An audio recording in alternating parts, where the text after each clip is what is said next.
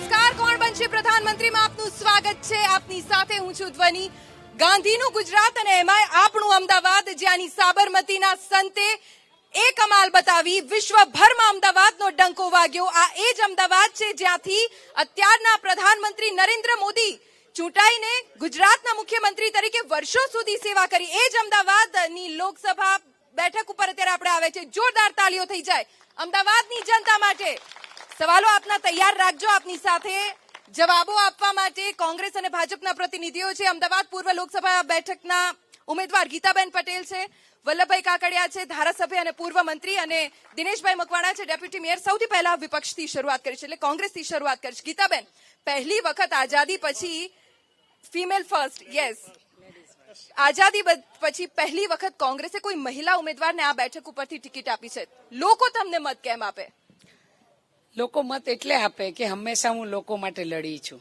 સૌથી પહેલા મહત્વની વાત એ છે કે લોકો વચ્ચે જઈ અને લોકોથી જોડાયેલી વ્યક્તિ છું, જમીનથી જોડાયેલી વ્યક્તિ છું. અત્યાર સુધી મેં મહિલાઓના ખૂબ કામો કર્યા છે અને આવનારા દિવસોમાં આપ પણ સમજી શકો છો કે હું 5 મહિલા આગેવાન રહી ચૂકી છું અને મેં પાટીદાર સમાજની પણ ખૂબ સેવા કરી છે. અને કોંગ્રેસ પાર્ટીએ જ્યારે મને ટિકિટ આપી છે ત્યારે લોકોની વચ્ચે જઈને લોકોની સેવા કરી શકું એટલે મને લોકો મત આપે. ચલો, કોંગ્રેસના રાષ્ટ્રીય પ્રવક્તા રોહનભાઈ ગુપ્તા પણ છે. રોહનજી, લોકો મત કેમ આપે કોંગ્રેસને? કયા કયા કારણો હોય? મત કોંગ્રેસને આપતા પહેલા લોકો એટલું વિચારે, આ એક એવી બેઠક છે, ભાજપને વર્ષો સુધી આ બેઠકે આશીર્વાદ આપ્યા છે. લોકો એ વિચારે કે એમની આજુબાજુ દુનિયામાં કેટલું પરિવર્તન થયું. જેટલા સાંસદોએ જેટલા ગામ ખોળે લીધા હતા, આજે બી ખોળે જ ફરી રહ્યા છે. એક બી ગામમાં કોઈ વિકાસ થયો નથી. એમના જે હું નામમાં નહીં પડું, સંસદ સભ્ય જે 5 વર્ષ પહેલા, અમારા મિત્રો તો પાયાના કાર્યકર્તા છે, પણ એક સંસદ સભ્ય આવ્યા, 5 વર્ષ દેખાયા નહીં ને ગાયબ થઈ ગયા. જો ભૂલથી આ વખતે આવ્યા હોત તો અમદાવાદીઓ પાછા ના મોકલત એમને. એટલે એક જ વસ્તુ છે, જનતા માત્ર આજુબાજુની પરિવર્તનમાં પરિવર્તન થયો હોય એ જોઈને કામ ઉપર વોટ આપશે તો જ રાજનૈતિકો સિરિયસ થશે. નહીં તો એમ વિચારશે કે તમારો મત મળવાનો જ છે મને, અમે કામ નહીં કરીએ. જો કામ કરાવવું હશે તો કામ જોઈને વોટ આપો, નહીં તો વોટ ના આપતા. ચલો, પરિવર્તનની વાત થઈ રહી છે અને ભાજપ હંમેશા વિકાસની વાત કરતું હોય છે. જી દિનેશભાઈ, આપની પાસેથી હું જાણવા માંગીશ, ફરી એક વખત જનતા વિશ્વાસ કેમ મૂકે ભારતીય જનતા પાર્ટીમાં? હું પહેલા તો રોહનભાઈનો જવાબ આપી દઉં. ખૂબ સારી વાત કરી કે પોલિટિકલી રાજનીતિકોએ કામ કરવું પડશે. 70 વર્ષ એમણે કામ કર્યું હોત તો આજે અમારે આ નોબત ના આવી હોત. તમે જોઈ શકો છો કે ભારતીય જનતા પાર્ટી અને એનડીએ 300 કરતા પણ વધારે સીટ સાથે દેશના વડાપ્રધાન નરેન્દ્રભાઈ મોદી ફરીથી આ રાષ્ટ્રમાં બિરાજમાન થવાના છે, એમાં કોઈ શંકાને સ્થાન નથી. સર, આપની પાસેથી હવે જાણવા માંગીશ, જે સવાલ આ 3 પ્રતિનિધિઓને પૂછ્યો એ જ સવાલ આપની પાસે. મત કેમ? મત એટલા માટે કે ભારતીય જનતા પાર્ટીએ જે રીતે કોંગ્રેસે 70 વર્ષમાં જે કામો ના કર્યા હોય એવા કામો ભારતીય જનતા પાર્ટીએ કર્યા છે. અને છેવાડાના માનવીઓ માટે થઈ અને જે કંઈ પ્રશ્નો હોય છેવાડાના માનવીના, એ બધા પ્રશ્નો ઉકેલા છે. કાયમથી જે રીતે અગાઉ પણ જે ગયા 5 વર્ષમાં જે રીતે ભારતીય જનતા પાર્ટીનું શાસન રહ્યું, એ શાસનની અંદર છેવાડાના માનવીઓ માટે જે કામો કર્યા છે એવા જ કામો આવતા 5 વર્ષમાં પણ ખૂબ જ બહુમતીથી ભારતીય જનતા પાર્ટીની સીટો આવશે અને નરેન્દ્ર મોદી વડાપ્રધાન થશે ને થશે, એમાં કોઈ શંકા નથી. ચલો, 4 પ્રતિનિધિઓને સાંભળ્યા. સવાલો શું છે, મુદ્દા શું છે? હાથ ઉપર કરજો. જી, મારો સવાલ ભાજપના નેતાઓને છે. 2014માં એ લોકોએ વાયદા કર્યા હતા કે 2 કરોડ યુવાનોને રોજગારી આપીશું, ગરીબોના ખાતામાં 15 લાખ રૂપિયા આપીશું, ખેડૂતોની આવક બમણી કરીશું. આમાંથી જ્યારે યુવાનોને રોજગારીની વાત આવે તો યુવાનો રસ્તા ઉપર ઉતરે તો એમના પર અત્યાચાર કરવામાં આવે છે. ખેડૂતો જો એમની માંગણી લઈને રોડ ઉપર ઉતરે તો એમના પર અત્યાચાર કરવામાં આવે છે. આ સરકારે કોઈ પણ ની લોકો ઉપર અત્યાચાર કરવામાં કશું જ બાકી નથી રાખ્યું. ચલો, બેરોજગારી અને ખેડૂતોનો મુદ્દો. બેન, ગીતાબેને કીધું કે હું લોકો જોડે જોડાયેલું છું. વસ્ત્રાલના સ્થાનિક કોર્પોરેશનના ઇલેક્શનમાં વસ્ત્રાલની સ્થાનિક પ્રજાએ ગીતાબેનનો સ્વીકાર નતો કર્યો. કોર્પોરેશનમાં 6180 મતથી હરાયા હતા અને ગીતાબેનને સૌ ઓળખે છે. બેન, ગીતાબેન જી જી વાત કરી હતી આપણા ભાજપના સરશ્રીએ.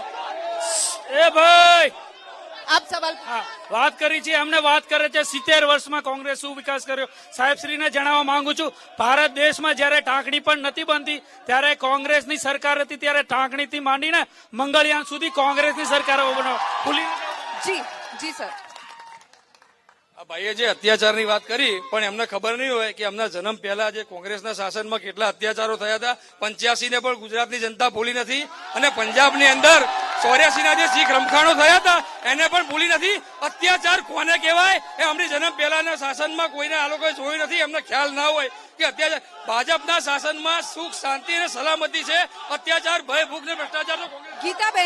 ગીતાબેન મારે તમારી પાસેથી જાણવું છે, આ ટિકિટ આપને આપના બલબૂતા પર મળી કે પછી હાર્દિકે અપાવડાવી છે? સૌથી મહત્વનો વાત એ છે કે લોકો વચ્ચે લડનારી વ્યક્તિ છું. મારી પસંદગી એક લડાયક વ્યક્તિ તરીકે થઈ છે. અને એક ભાઈએ જે વાત કરી કોર્પોરેશનની, એ હાર જીત તો દરેક વ્યક્તિની થતી હોય છે. એ હાર જીત થઈ છે કે નથી થઈ એ એમને વિચારવાની જરૂર નથી. એ કોંગ્રેસ પાર્ટીએ વિચારી અને મારામાં કંઈક લડાયકતા જોઈ અને મારી જો પસંદગી કરવામાં આવી હોય અને મારી પસંદગી થયા પછી ભાજપની અંદર કેટલા કોકડા ગૂંચવાણા એ તમે બધા જાણો છો. જી, ભાજપમાં આટલા કોકડા ગૂંચવાયા, અંત ઘડીએ હસમુખભાઈ પટેલનું નામ જાહેર થયું. ભાજપમાં કોઈ કોકડા ગૂંચવાયેલા છે જ નહીં. ભાજપની જે સીટો છે એ સલામત જ છે.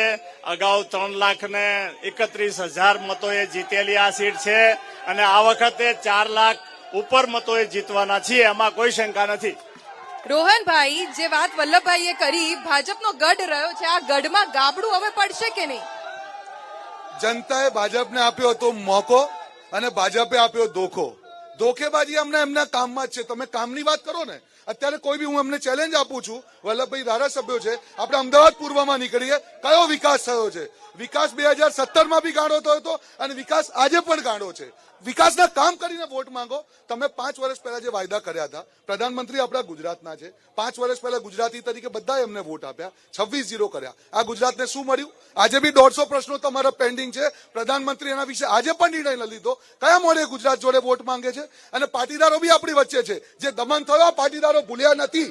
એનો જવાબ બટન દબાઈને 23 તારીખે બટન દબાઈને એનો જવાબ. પણ સર, 2017માં પાટીદારોનું આ વિસ્તારમાં ભાજપને કોઈ નુકસાન નથી થયું. હવે શું લાગે છે 2019 લોકસભા ચૂંટણીમાં? પાટીદાર સમાજ એ હંમેશા ભારતીય જનતા પાર્ટી સાથે રહ્યો છે. કોર્પોરેશનની ચૂંટણી હોય કે વિધાનસભાની ચૂંટણી હોય. આજે આપે બેનને પ્રશ્ન કર્યો કે આ ટિકિટ હાર્દિકે અપાઈ છે. મને એવું લાગે છે કે એ વિષય સાથે જોડીને કોંગ્રેસે ક્યાંક એવો પ્રયત્ન કર્યો છે કે કોંગ્રેસનો કોઈ કાર્યકર્તા લડવા તૈયાર નતો, એટલે ગીતાબેનને બલીનો. ચાલો, ગીતાબેન પાસેથી જવાબ લઈશ. ગીતાબેન, બલીનો બકરો ગીતાબેન પટેલ? ના, બિલકુલ નહીં. બિલકુલ બલીનો બકરો નથી. મારા માટે તો પ્રાઉડ ફીલ છે કે કોંગ્રેસે મારી આ પસંદગી કરી છે. અને મારે સૌથી મહત્વનો પ્રશ્ન એમને પૂછવો છે. પહેલા તો એમનો ઉમેદવાર નથી અને સૌથી મહત્વની વાત, જે વિસ્તારમાંથી એમએલએ થઈને આવે છે, અમરેવાડી વિસ્તાર છે, અમરેવાડી વિસ્તારની અંદર આયે દિન મર્ડર થાય છે, આયે દિન રેપ થાય છે, એમનો વિસ્તાર સંભાળી નથી એકતા અને બીજા વિસ્તારની વાતો કરે છે. એટલે ઉમેદવાર હાજર નથી. મારા પ્રશ્નોનો જવાબ આપે કે આજે પૂર્વ વિસ્તારની વાત છે, કયા વિસ્તારથી તમે વાકેફ છો? ચલો, આ બધા સવાલ ઉઠાવી. જી, હું રોહનભાઈ આપની પાસે આવીશ. સમય એક વિરામનો છે. તમામના મુદ્દા અહીંયા ઉઠશે. અત્યારે સમય છે એક વિરામનો. વિરામ બાદ ફરીથી આપણે આવીશું. કોણ બનશે પ્રધાનમંત્રીમાં ચર્ચા અને પ્રતિનિધિઓની વાત પણ સાંભળીશું. આપ જોતા રહો આપની ચેનલ એબીપી અસ્મિતા.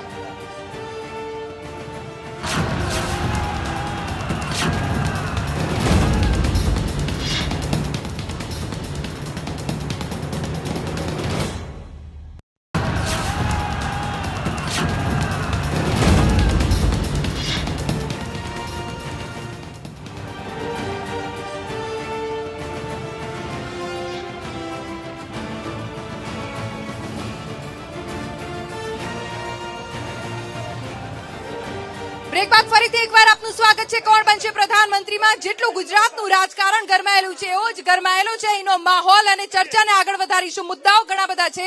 લોકો પાસે હું જઈશ, લોકોના મુદ્દા ઉઠાવીશ. જી સર. બેન, આ ગુપ્તાજી એમ કહ્યું કે પૂર્વનો વિસ્તારની અંદર વિકાસ નહીં થયો. નારોલ થી નરોડા સુધીના કેટલા બ્રિજ બન્યા અને હજુ બી કામ ચાલુ જ છે. જી ચલો, શું મુદ્દો છે? અહીંયા કેટલાક બેનર્સ બતાવવામાં આવી રહ્યા છે. જી શું છે? શું બેનર શું છે? આ જે બાટલાના ભાવ વધ્યા છે ને એ બાટલાના ભાવ બતાવીએ છીએ કે કોંગ્રેસ સરકારમાં કેટલો બાટલાનો ભાવ હતો ને મોંઘવારીનો મુદ્દો છે. મોંઘવારીનો મુદ્દો છે. જી શિક્ષણ મોંઘું. આજકાલ ફી ભરવી મોંઘવારી દિવસે દિવસે વધતી. શિક્ષણ અને મોંઘવારીનો મુદ્દો છે, જેને લઈને લોકો સવાલ ઉઠાવી રહ્યા છે.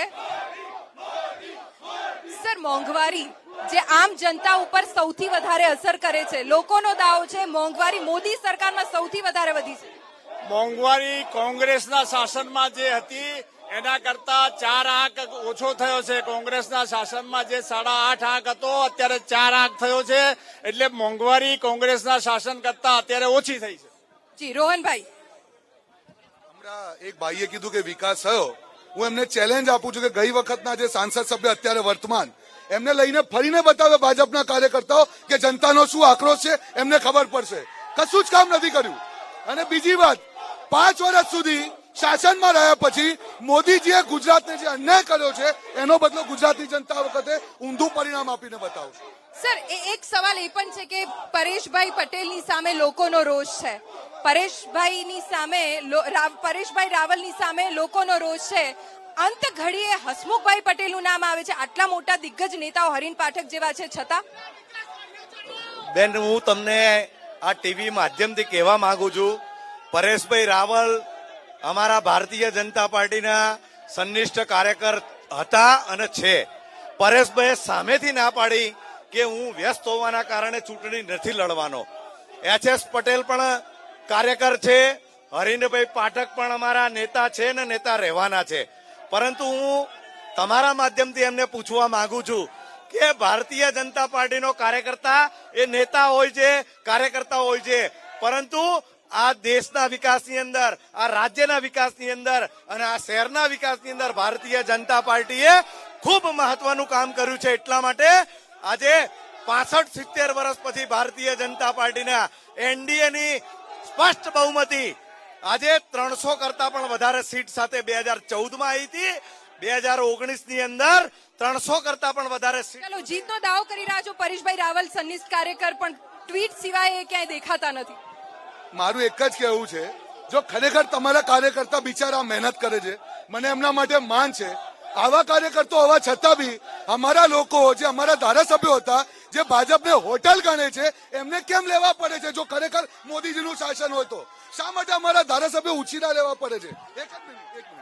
હવે એમનામાં કોંગ્રેસ કોટા ચાલુ થયો છે. આ બિચારા મારા મિત્રો દિવસ રાત મહેનત કરે છે અને માથે કોંગ્રેસના લઈને લોકોને ફરવું, મને એમના માટે દુઃખ થાય છે. જી વલ્લભભાઈ, જવાબ છે. ભાઈએ કહ્યું કે પરેશ રાવલ અહીંયા આવ્યા હોત તો ખબર પડત. જે હસમુખભાઈ પટેલનું ફોર્મ ભરવા ગયા તો આખી રેલીમાં પરેશ રાવલ હાથે હતા. ત્યારે પરેશ રાવલ હંગાથે જ હતા. અને એમનો સવાલ છે પ્રચારમાં કેમ નથી સાથે? એમનો સવાલ છે અત્યારે સાંસદ છે, પ્રચારમાં કેમ સાથે નથી? પ્રચારમાં પણ અમારા આખા દેશની અંદર એનો પ્રચારનો ઉપયોગ કરી રહ્યા છીએ અને અહીંયા પણ એમની મિટિંગો થવાની નક્કી કરેલી છે અને પ્રચારમાં આવવાના છે. જી ચલો, લોકોના મુદ્દા. જગ્યા આપો પહેલા તો મને, તો જ હું નીચે આવીશ. પહેલા જગ્યા કરો, પછી જ હું લોકોના મુદ્દા લઈશ. રોહન ગુપ્તા ખૂબ દુઃખી છે. રોહન ગુપ્તાની ટિકિટ 2 દિવસ પહેલા ડિક્લેર કરી હતી. એ બિચારા બોલી શકતા નથી. અચ્છા રોહનભાઈ, આનો બી જવાબ મારે જોઈએ છે. પહેલા ગીતાબેન, રોહનભાઈ નું નામ ચર્ચાતું હતું. અચાનક ખબર પડી ગીતાબેન પટેલ અને એકમાત્ર કોંગ્રેસના મહિલા ઉમેદવાર. બિલકુલ, પણ જ્યારનું મારું નામ ડિક્લેર થયું એટલે સૌથી પહેલો ફોન રોહનભાઈનો અને હિમાંશુભાઈનો સૌથી પહેલો ફોન અભિનંદન માટે એમનો જ આવ્યો હતો. એટલે એમની આપ બધા મને સાથે જોઈ શકો છો. નારાજગી ક્યાંય પણ નથી. એટલે દુઃખની વાત તો એમના માટે છે, અમારા માટે. જી રોહનભાઈના DNA માં કોંગ્રેસ પાર્ટી છે અને મને તમારા માટે દુઃખ છે કે આટલી મહેનત કરો છો અને અમારા કોંગ્રેસીઓ તમારા માથે બેસીને એમએલએ અને મિનિસ્ટર બની જાય છે. મને તમારા માટે સહાનુભૂતિ છે. તમે ખરેખર મહેનત કરો છો અને રોહન ગુપ્તા એમના દિલથી એમની સાથે છે અને ગીતાબેન જીતશે અને પહેલો હાર રોહન ગુપ્તા પહેરાવશે. જી જી માનનીય રોહનભાઈ મારા પરમ મિત્ર રાજકુમાર ગુપ્તાજીના સન છે અને એમણે ડીએનએ ની વાત કરી. રાજકુમાર ગુપ્તાજી જનતા મોરચાની સરકારની અંદર ભારતીય જનતા પાર્ટી સાથે સરકારમાં હતા. ડીએનએ ભારતીય જનતા પાર્ટીનો ડીએનએ છે, કોંગ્રેસનો ડીએનએ નથી. હજુ બી અંતરાત્મા એમનો ભાજપ સાથે છે. એટલે એક મિનિટ, જે બી લોકો સ્ટેજ ઉપર ઉતર્યા છે બધા નીચે ઉતરો. પહેલા તો બધા નીચે શાંતિ જાળવો, બધા અહીંયા, તો જ આ ડિબેટને આગળ વધારીશું. તમારા કોઈ મુદ્દા છે, તમારો કોઈ મુદ્દો છે તો બોલો. કમ જે પાટીદાર સમાજે ભાજપે નાનાથી મોટો કર્યો છે એના ઉપર ગંભીર લોકોએ છાતીએ, અમારા 14 પાટીદારો છાતીએ વિંધી દીધા. એનો જનરલ ડાયર કોણ છે એનો જવાબ આપે, નહીતર આ 2019 ની ચૂંટણીમાં આનો જવાબ બતાવીશું પાટીદારો યુવાનો. જી અહીંયા વલ્લભભાઈની ઓફિસ પાસે નીચે, વલ્લભભાઈની ઓફિસ પાસે નીચે ખાડો છે, ખાડો પૂરો પેલા. વિકાસની રોડ રસ્તાની વાત થઈ રહી છે. વલ્લભભાઈ, આ કોર્પોરેશનના કામો આ અમારા વિસ્તારમાં અમે ચૂંટાયેલા છીએ. એ કામોમાં શું કરવાનું છે એ અમારી જવાબદારી છે. અને તમારું કોંગ્રેસના શાસનમાં સાંભળી લો, પેલા સાંભળી લો, કોંગ્રેસના શાસનમાં આ આખા બાપુનગરમાં એકે રસ્તો હારો નહોતો અને ચોમાસામાં રસ્તો બંધ થઈ જતો તો એ દશા તમારી કોંગ્રેસની હતી. જી ગીતાબેન, વલ્લભભાઈ વાતો કરે છે પણ 22 વર્ષથી સત્તા પર તો એ લોકો જ છે. જ્યારે રોડ રસ્તાની વાતો આવે છે, વિકાસની વાતો આવે, જ્યારે પણ વિકાસની વાતો કરવાની હોય ત્યારે વાતો નહીં કરે. આને ટિકિટ આપીને પેલો નારાજ થયો ને આને આમ કર્યું ને પેલાએ આમ કર્યું, અમે આટલી સીટો લાવીશું, અમે આવું કરીશું. પણ તમે બેઝિક મુદ્દાઓની વાત કરો ને, બેઝિક વિસ્તારની વાત કરો. તમે પૂર્વ વિસ્તારની વાત કરો. તમે કઈ યુનિવર્સિટી પૂર્વ વિસ્તારની અંદર બનાવી છે, કઈ સરકારી શાળાઓ બનાવી છે. જેટલી પણ જીઆઈડીએસ આવી છે, આજે ચામડીના રોગો એ લોકોને થાય છે, તો એના ઉપર તમે શું પગલા લીધા છે? પ્રદૂષણયુક્ત વાતાવરણ છોડવામાં આવે છે હપ્તાઓ લઈને, અને કેમિકલ યુક્ત પાણી ખુલ્લી ગટરોમાં છોડી દેવામાં આવે છે. તો તમે એના માટે શું કર્યું? આજે પૂર્વ વિસ્તારની અંદર હું માનું છું ત્યાં સુધી ચોમાસું આવે ત્યારે પાણી ભરાઈ જાય છે. વિસ્તારના અઢળક પ્રશ્નો છે, બેરોજગારીથી માંડી અને વલ્લભભાઈ આપ ધારાસભ્ય છો, પૂર્વ મંત્રી રહી ચૂક્યા છો. ગીતાબેનના સવાલનો જવાબ. ગીતાબેન જે કહે છે કે ચોમાસામાં અહીંયા પાણી ભરાઈ જાય છે, પણ કોંગ્રેસના શાસનની અંદર આ વિસ્તારમાં કોઈ રોડ રસ્તાના ઠેકાણા નહોતા, કોઈ પણ ગટરોના ઠેકાણા નહોતા અને ચોમાસામાં કોર્પોરેશનને બસ બંધ કરી દેવી પડતી હતી. એ હાલત હતી.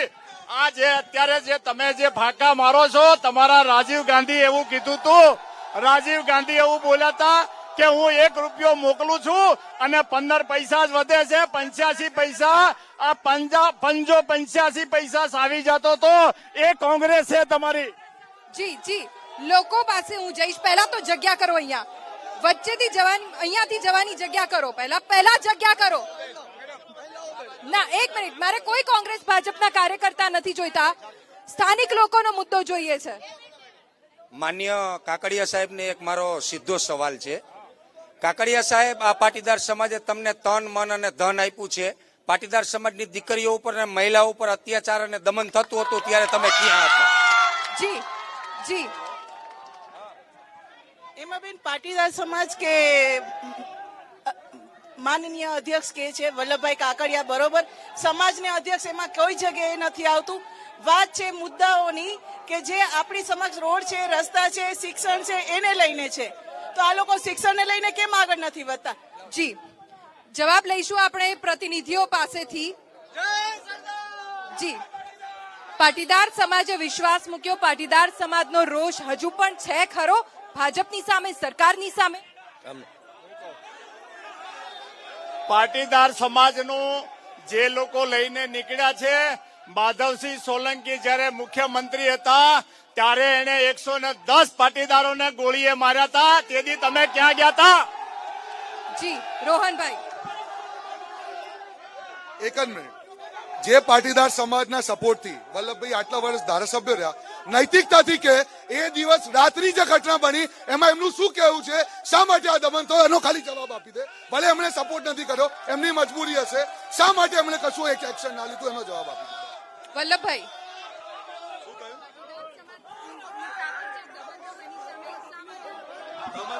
પાટીદાર સમાજની સાથે જે થયું એની સામે કેમ વિરોધ ન દર્શાવો? પાટીદાર સમાજ અમારી સાથે છે. પાટીદાર સમાજની સાથે છું. અને આ પાટીદાર સમાજ જે વિધાનસભાની ચૂંટણીમાં તમારા બાબુ માંગુ ક્યાંને 35,000 મતોએ પાટીદારોએ જ હરાયો છે. જી ગીતાબેન, હાર્દિક પટેલ હવે તો ઇલેક્શન નથી લડી શકવાના. કોંગ્રેસને તો હાર્દિક મળી ગયો, પણ હાર્દિકને શું મળ્યું? હાર્દિક અને અમે બધા એક આંદોલનકારીઓ છીએ, લોકો માટે લડતા યુવાનો છીએ. કોંગ્રેસમાંથી જ્યારે કોંગ્રેસ પાર્ટી જોઈન કરી છે ત્યારે ટિકિટ મળવી કે ન મળવી એ મહત્વનું નથી, ઇલેક્શન લડવું કે ન લડવું એ મહત્વનું નથી. અમારા માટે તો મહત્વનું એ છે કે અમે લોકો માટે લડવા આવ્યા છીએ ને લોકો વચ્ચે રહેવા માટે આવ્યા છીએ. અમારે ઇલેક્શન અમારા માટે કોઈ જ મહત્વની વાત નથી. અને સૌથી મહત્વની વાત વલ્લભભાઈ કહે છે, પણ મારા પ્રશ્નોનો મારે જવાબ જોઈએ છે. કોંગ્રેસે આ કર્યું, કોંગ્રેસે તે કર્યું, પણ 22 વર્ષની અંદર તમે શું કર્યું એનો હિસાબ આપો. મારે એ જવાબ એમની પાસેથી. જી રોહનભાઈ, બેન મારું એક જ કહેવું છે, અમારો એક મેનિફેસ્ટો છે, અમારું સ્લોગન છે અબ હોગા ન્યાય. 3 રાજ્યોની ચૂંટણી હતી, હું રાજસ્થાનનો ઇન્ચાર્જ હતો. જે પણ અમે વચનો આપ્યા એ સમયબદ્ધ રીતે અમે પૂરા કરીને પતાયા. આજે યુવાનો છે, કોંગ્રેસ પાર્ટી તરફથી હું વચન આપું છું, જે પણ વચનો અમે આપશું 6 મહિનાની અંદર હું ઇમ્પ્લિમેન્ટેશન કરીને બતાવશું. સામે એક પાર્ટી છે, 5 વર્ષના જુમલાનું રાજનીતિ છે, અને આ બાજુ એક ઈમાનદારી અને સત્યની રાજનીતિ છે. આપ સત્યની રાજનીતિ સાથે ચાલો, અમે ગુજરાતને આગળ વધારીશું. જી આપનો સવાલ છે કોઈ? જી આપણા વડાપ્રધાને જે ગરિમા સચવાય એવું એ કોઈ પણ વાક્ય બોલતા નથી. જ્યારે બોલે છે, જ્યારે રામ મંદિરનો મુદ્દો આવ્યો તો ચોકીદારનો મુદ્દો આવ્યો, જ્યારે ચા વાળા કહે ગરીબો ચોકીદાર, એમની ગરિમા ગુજરાતી ગરિમા સચવાય એવું રાખે તો ઘણો બધો આધાર રાખીએ. જી ચલો, લોકોનો રોષ છે, લોકોના મુદ્દા છે, જનપ્રતિનિધિઓ અહીંયા છે જેમણે જવાબો તો આપ્યા, પણ જનતા એ નક્કી કરશે કે આખરે 23 મેના રોજ કોણ સત્તાના સિંહાસન પર બેસશે, કોણ બનશે પ્રધાનમંત્રીમાં. અત્યારે બસ આટલું જ. આપ જોતા રહો આપની ચેનલ, ગુજરાતની નંબર 1 ન્યૂઝ ચેનલ ABP અસ્મિતા, ગુજરાતની અસ્મિતા.